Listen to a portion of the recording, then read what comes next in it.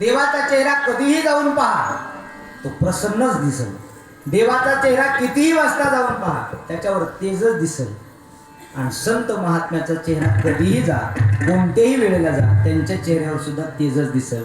काही माणसाचे चेहरे पाहिले की असा राग येतोय, उगाच त्याचं ह्याचं काही घेणं देणं नसते. पण चेहरे पाहिले, तोंड बघितलं की महाराज राग येते. अहो काही जणांचे चेहरे पाहिले की फाशीच घ्यावं वाटते. उगाच तुकोबरायचं प्रमाणे फोडली गौरी दिशा जायची तोंडावरी. कबीरदास महाराज म्हणतात, मी या रोते क्यों हो, मी या रोते क्यों हो. मी या बोला रोते नाही, सुरत ही ऐसी आहे. रडायचं काय त्याच्यात म्हणे. आपल्या भाषेत सांगू का, कधी त्याचा चेहरा पाहिला की 12 वाजले. दिवसा बघितलं तरी 12, रात्री बघितलं तरी 12, कीर्तनात बसला तरी, आणि कुणाच्या मातीला गेला तरी. त्याच्याकडे पाहिल्यानंतर समाधान वाटतंय का नाही. पण संत महात्म्याचा चेहरा पाहिल्याबरोबर समाधान वाटतंय. अवघा झाला आनंद. संत महात्म्याचा चेहरा पहा किंवा देवाचा चेहरा पहा. अहो देवाचा चेहरा पाहिल्याबरोबर पाहता लोचन सुखावले, आवडे रूप गोजे सगुण. पाहता लोचन सुखावले, निस्त समाधान आहे का. संतांच्या भेटीमध्ये, देवाच्या भेटीत निस्त समाधान नाही. एखाद्या माणसाला निस्त बघितलं की समाधान वाटतंय, पण देत काहीच नाही. काही काही माणसं कडक कपडे घालून पुढे बसतील, इथं नाही बरं का, तिकडचं सांगतो. आणि देत काहीच नाही. कशाला, सप्त्याला बी नाही, वर्गणी बी नाही, काहीच नाही, देत नाही. मग पाहिल्याबरोबर समाधान आहे का नाही. एक जणानं पंचपक्वान्नाचं ताट बघितलं, ताट जेवणाचं ताट, आणि जेवणाचं ताट बघितले की उभं पाहिल्याबरोबर पाहता लोचन सुखात. बघितल्यावर पोट भरतंय का नाही. 2 दिवस उपवाशी आहे आणि त्याला म्हणाले बघून गप्प बस, जमते का. तसं नाही, काहीतरी परिणाम व्हावा.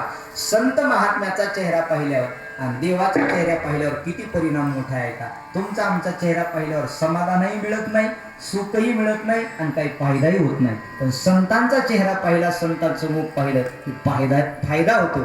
देवाचा चेहरा पाहिला की कोटी ब्रह्म हत्या नको पाहता जाती.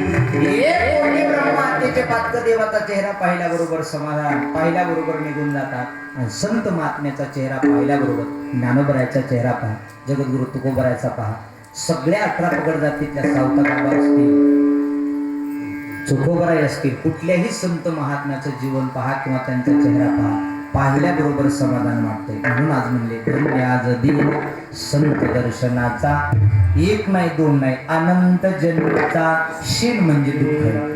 अनंत जन्मीचं दुःख घालवायचं असेल तर फक्त संत महात्म्याचा चेहरा पाहायचा. अहो संतांच्या सानिध्यात जीवात्मा गेली, त्यांचा उद्धार झाला, नवलच नाही. मेलेला माणूस गेला, मेलेला, आणि मेलेल्या माणसावर गोष्टी पडली ज्ञानोबरायची. काय कृपा ज्ञानोबरायची आहे का. मेलेला माणूस आहे, अंतयात्रा जायली, आणि त्याच्या पत्नीनं ज्ञानोबरायच्या चरणावर डोकं ठेवलं. ज्ञानोबरायच्या चरणावर डोकं ठेवलं. ज्ञानोबरायानं सहज आशीर्वाद दिला, सौभाग्यवती भव, सौभाग्यवती भव म्हणून आशीर्वाद दिल्याबरोबर तिनं उभा टाकली. महाराजाला म्हणले, महाराज तुमचा आशीर्वाद खरा समजावा, की समोर जात असलेली अंतयात्रा समजावी. काय समजावं महाराज. खाली माऊलीला दया आली. माऊलीला सांगितलं, काय झालं ते समोर दिसतंय ना, या सौभाग्याचं प्रेत आहे, या सौभाग्याचं प्रेत आहे. म्हटल्याबरोबर ज्ञानोबरायाने सांगितलं, असं होणार नाही. मुखातून आशीर्वाद गेलाय ना, चला प्रेताजवळ आली, खाली ठेवला. आहे का, जिवंतावर दृष्टी पडल्यावर कल्याण होईल, याच्यात नवल नाही. मेलेल्या माणसावर ज्ञानोबरायाची दृष्टी पडली, मेलेला खाली सोडलं, त्रिदेऊन सोडलं, आणि त्रिदेऊन हातपाय सोडल्यानंतर ज्ञानोबरायाने हात ठोकला, कृपा कटाक्ष निहाळले, आपल्या पदी वैसवले.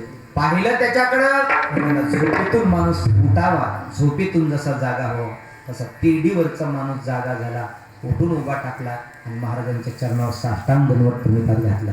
संत महात्म्याच्या चेहऱ्यावर हा चमत्कार घडला.